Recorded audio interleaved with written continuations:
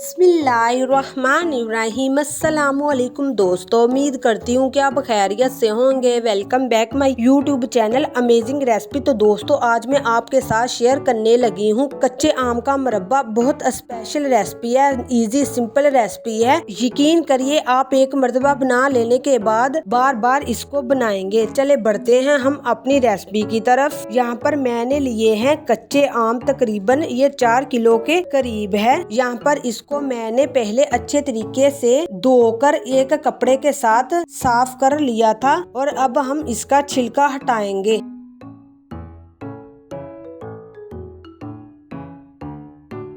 सारा छिलका आपने हटा लेना है। और यहाँ पर देखिए, आम कहीं से हल्के हल्के हरे हैं, कहीं से सफ़ेद है।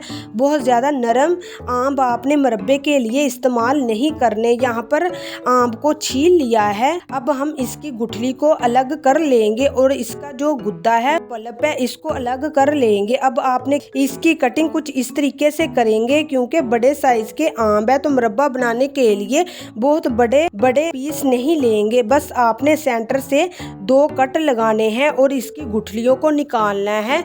फिर आपने इस तरीके से इनको काट लेना है। आप कोई भी तरीके से काट सकते हैं। इतना साइज हमें मुरब्बे का चाहिए। मुरब्बा बनाने के लिए तो सारी की सारी आम को हमने इसी तरीके से छिलका उतार कर काट के रख लिया है। तो एक बर्तन में मैंने पानी पहले से ही उबालने के लिए रख दिया था। उबलते हुए पानी में हम इन कच्चे आम को डाल देंगे।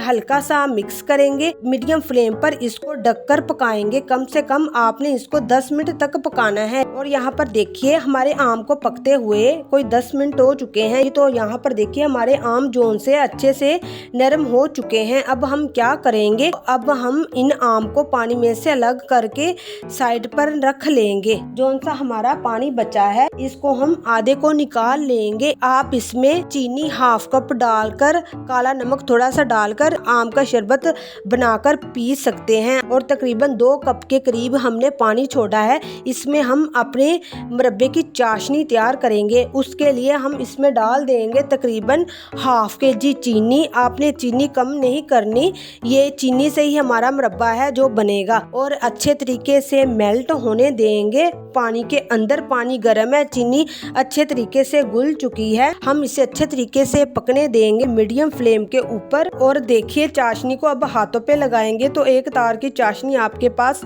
आनी चाहिए। यहाँ पर देखिए, हमारी चाशनी जोन सी है तैयार हो चुकी है। और अब हम इसमें डाल देंगे कच्चे आम जिनको मैंने उबाल कर रखा हुआ था। अच्छे तरीके से मिक्स करेंगे और इसमें डाल देंगे आधा नींबू का रस। नींबू डालने का मकसद ये है कि इसकी क्रिस्टल, चीनी की क्रिस्टल दोबारा ना बनेगी। इसको हम पकने देंगे कोई 10 से 15 मिनट के लिए। और यहाँ पर देखिए, इसे पकते हुए कोई 10 से 15 मिनट हो चुके हैं। हमारी चाशनी जोन सी है वो अच्छी बली गाढ़ी हो चुकी है। हमारा मुरब्बा हो चुका है तैयार। इसको हम ठंडा करके सर्व करेंगे। आप किसी भी एयर टाइप बर्तन में, खुश्क बर्तन में डालकर 1 साल के लिए महफूज कर सकते हैं। आप इसे जैसे मर्जी रोटी के साथ खा सकते हैं। बहुत ही मज़े की रेसिपी है। आई होप कि आपको मेरी ये रेसिपी बहुत पसंद आई होगी। अगर पसंद आई है तो लाइक कीजिए, शेयर कीजिए, चैनल को सब्सक्राइब करना मत भूलिए। दीजिए इजाज़त अगली वीडियो तक। अल्लाह हाफिज़।